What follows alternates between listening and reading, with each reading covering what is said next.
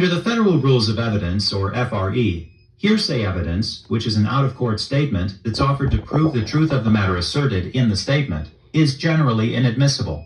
However, Rule 803 of the FRE provides several exceptions to the rule, regardless of whether the declarant is available to testify as a witness.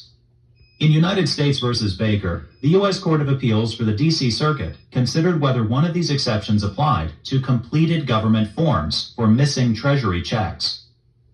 In June of 1981, an undercover agent for the United States Secret Service purchased Treasury checks from Frank Baker for far less than what the checks were worth.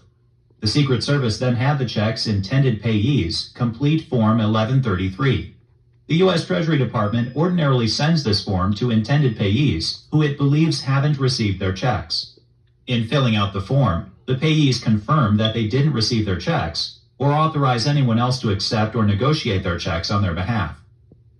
Subsequently, following an investigation, Baker was indicted in federal district court on 3 counts of embezzlement of government property.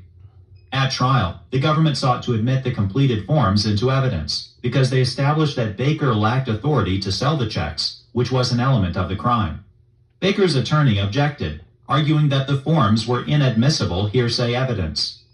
The court overruled the objection and admitted the forms, concluding that they were records of regularly conducted business activity.